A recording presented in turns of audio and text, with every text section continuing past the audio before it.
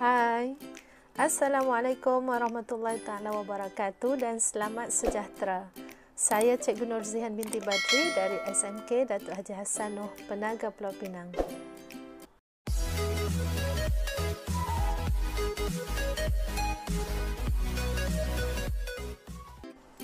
Seperti yang Cikgu janjikan, video kali ini masih lagi tentang format kertas 2 bahagian A, tetapi dalam video ini cikgu akan menerangkan tentang soalan 2, iaitu soalan sintaksis ataupun kajian ayat. Apakah soalan-soalan yang mungkin ditanya dalam soalan 2 ini? Baiklah, mari kita lihat item ataupun skop soalan yang mungkin diuji dalam soalan 2.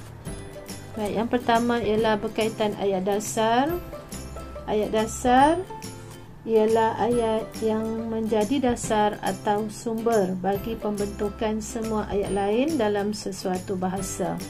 Biasanya ayat dasar mestilah dalam keadaan bersusunan biasa, iaitu subjek mendahului predikat. Untuk bahagian ini, kemungkinan murid boleh ditanya ataupun murid diminta mengenal pasti dan menulis subjek dan predikat yang lengkap daripada ayat yang diberi. Dan seterusnya, pola ayat dasar, seperti yang murid-murid tahu, pola ayat dasar ada 4, iaitu frasa nama campur frasa nama, frasa nama campur frasa kerja, frasa nama campur frasa adjektif, dan frasa nama campur frasa sendi. Daripada ayat-ayat yang dinyatakan, yang disenaraikan, murid-murid mengenal pasti bahagian subjek dan predikat yang terdiri daripada frasa nama, frasa kerja, frasa adjektif ataupun frasa sendi. Baiklah, seterusnya yang ketiga, ayat yang bersusunan biasa ataupun ayat songsang. Arahan soalan mungkin boleh ditanya, iaitu murid perlu menukar ayat bersusunan biasa kepada ayat bersusunan songsang ataupun sebaliknya. Seterusnya yang keempat, ayat tunggal dan ayat majmuk. Arahan mungkin boleh meminta murid-murid menggabungkan ayat-ayat yang diberi agar menjadi 3 ayat sahaja.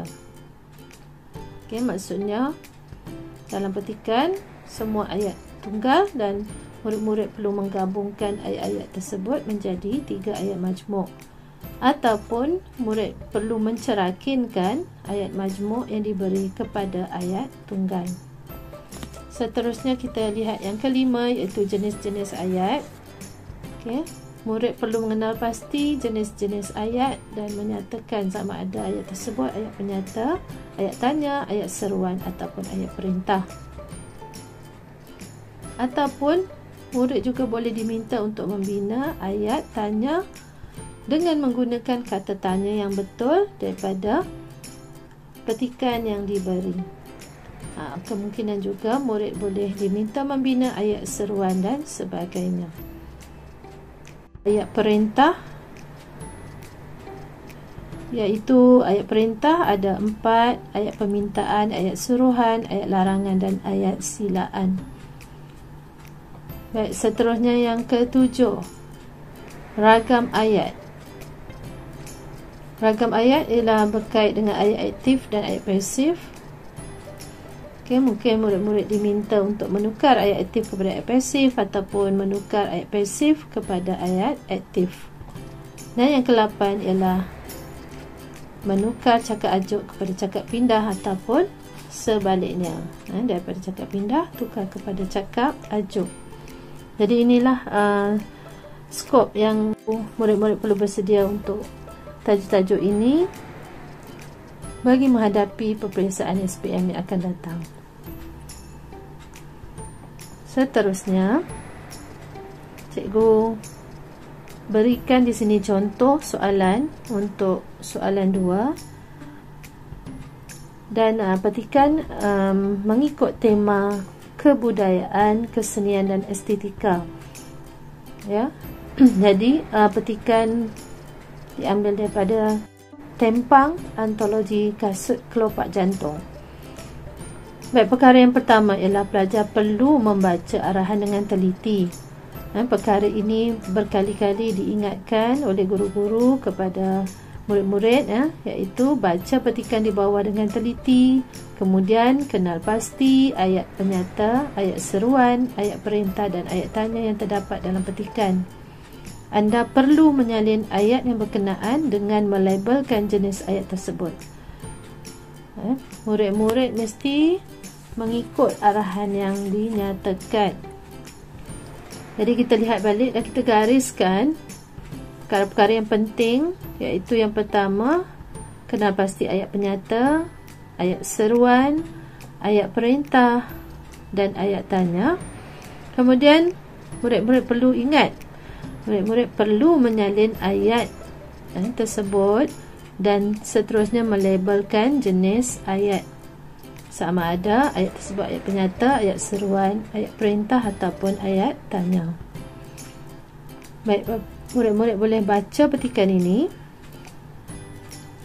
dan cuba kenal pasti ayat-ayat yang terdapat dalam cerita Tempang ini.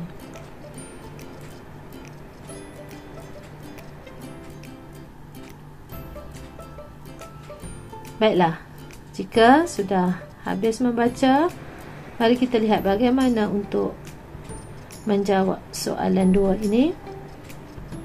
Okey, sebelum itu, panduan umum yang perlu diikut oleh murid-murid ialah yang pertama, soalan terdapat dalam petikan dan mengikut tema.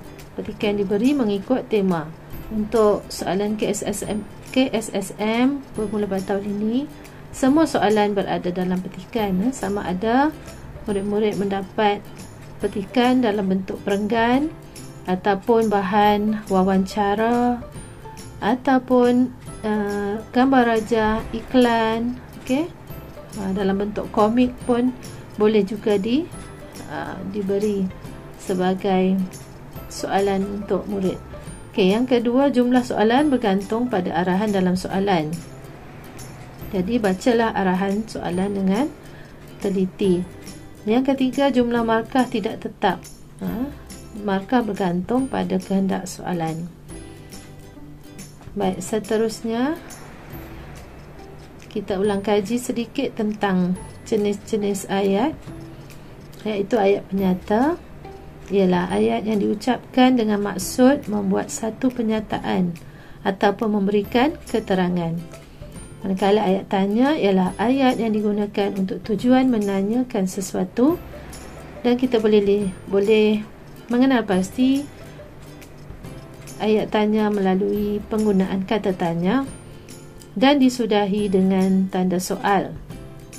Tetapi murid-murid harus juga ingat, iaitu tidak semestinya ayat tanya menggunakan kata tanya. Terdapat juga ayat tanya tanpa kata tanya, dan apabila kita membaca ayat tersebut, nada suara akan meninggi. Di situ kita akan dapat kenal pasti bahawa itu ialah ayat tanya. Yang ketiga, ayat perintah. Ayat perintah ialah ayat yang digunakan dengan tujuan untuk menimbulkan sesuatu tindakan. Ayat perintah ada 4, iaitu ayat suruhan, ayat larangan. Jika ayat larangan kita boleh kenal melalui perkataan jangan, usah. Manakala ayat permintaan terdapat perkataan tolong, minta, harap. Dan yang keempat, ayat silaan. Kita perlu gunakan kata sila dan jemput. Yang keempat ialah ayat seruan. Ayat yang diucapkan dengan membawa nada atau intonasi seruan untuk tujuan melahirkan sesuatu keadaan perasaan seperti takut, marah, takjub, geram, sakit dan sebagainya. Untuk ayat seruan perlu ada kata seru seperti oh, wah, cis, syabas, ambul ataupun ah. Dan ayat ini disudahi dengan tanda seru. Baik, terdapat juga ayat seruan yang tidak menggunakan kata seru.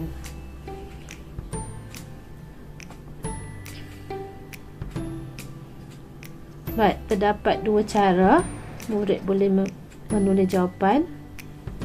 Okey, contoh satu di sini, murid menyenaraikan ayat-ayat tersebut dan kemudian melabelkan ayat tersebut. Pastikan murid menulis ayat dengan lengkap. Okey, di sini kita boleh lihat ayat yang pertama, hai budak tempang.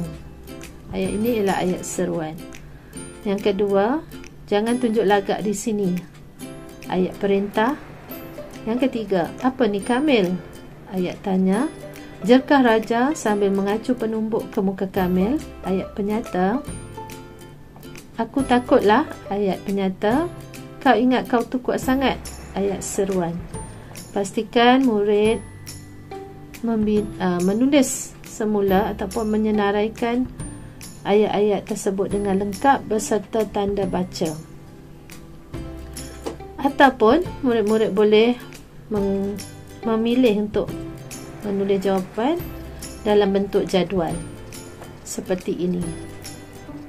Okey, yang pertama, hai budak tempang, ayat seruan. Jangan tunjuk lagak di sini, ayat perintah. Apa ni Kamil? Ayat tanya. Jerkah raja sambil mengacu penumbuk ke muka Kamil? Ayat penyata. Aku takutlah. Ayat penyata.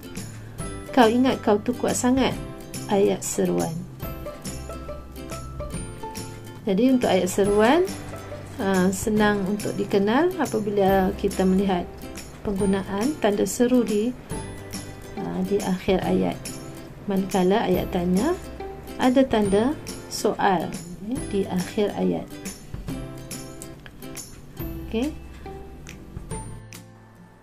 Sekian saja penerangan cikgu tentang soalan 2, iaitu soalan sintaksis. Diharap murid-murid dapat mengulang kaji pelajaran dan menggunakan waktu cuti yang akan datang ini dengan bermanfaat. Silalah menonton video-video cikgu yang seterusnya. Jangan lupa nyatakan sokongan anda dengan menekan butang like, komen, share dan juga subscribe channel cikgu. Sampai jumpa lagi. Bye.